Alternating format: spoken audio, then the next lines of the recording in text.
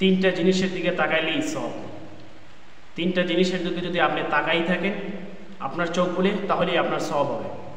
প্রথমত হচ্ছে যে কোরআন শরীফ মিলে যদি আপনি তাকিয়ে থাকেন তাহলে আপনার সব হবে।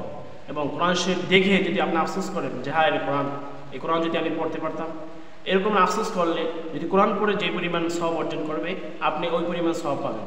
এর দিকে তাকাইলেই সব। দ্বিতীয়ত হচ্ছে যে পিতামাতা, আল বিররু ওয়ালিদাইন, পিতামাতার দিকে তাকাইলেই সব। বলছে যে পিতামাতার দিকে যদি কেউ যদি তাকায় তাহলে বলছে যে নেক নজর যদি তাকায় তাহলেও সব। পিতামাতার দিকে তাকাইলেই সব। রাসূল সাল্লাল্লাহু আলাইহি ওয়াসাল্লামকে বলা হয়েছে যে কোন জিনিসটা সর্বপ্রথম করতে হয়। ইসলামের ভিতরে বলছে যে জিহাদ ফি সাবিলিল্লাহ, আল্লাহর রাস্তায় জিহাদ করো। বলছে কোন জিনিসটা বেশি বেশি করবে, বলছে জিহাদ ফি সাবিলিল্লাহ, আল্লাহর রাস্তায় জিহাদ করো। তারপরে বলা হচ্ছে যে তারপরে কোন জিনিসটা করবে, বলছে যে পিতামাতার খেদমত করো। বলছে যে পিতামাতার খেদমত করো যার জন্য তুমি পরকালে নাজাত পেতে পারে। বলছে যে মানুষ হাঁটে, পায়ের নিচে স্যান্ডেল থাকে। আল্লাহ রাসূল সাল্লাল্লাহু আলাইহি ওয়াসাল্লাম বলছেন আল জান্নাতু তাহতা আকদামিল উম্মাহাত।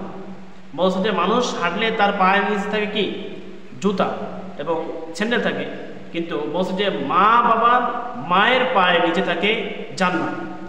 বলছে যে তুমি মায়ের জন্য তুমি বেশি বেশি খেদমত করো তাহলে তোমার মায়ের পায়ের তলে জান্নাত, সেটা তুমি পেয়ে যাবে। আর কোনো জায়গায় বলে নেই, বলছে যে মার পায়ের নিচে জান্নাত। তাহলে আমরা দুটো জিনিস পেয়ে গেলাম, এক হচ্ছে কোরআন মাজিদের দিকে তাকাইলেই সব। দ্বিতীয়ত হচ্ছে যে মা বাবার দিকে, পিতামাতার দিকে যদি তাকায় তাহলেও সব, এবং তার খেদমত করতে হবে। বলছে যে পিতামাতার দোয়াগুলো এমনই হয়ে থাকে যে সেটা হচ্ছে যে আপনার বলছে যে বুলেটের গুলি মিস হবে। বাট কোনো মা বাবা যদি তার সন্তানের জন্য যদি দোয়া করে, হাত তুলে দোয়া করে, হাত তোলারও প্রয়োজন হয় না, যদি হাত তুলে দোয়া করে তাহলে তা কখনো মিস হবে না। এই দুটো জিনিস। তৃতীয় নম্বর হচ্ছে কাবা ঘরের দিকে তাকাইলেই সব।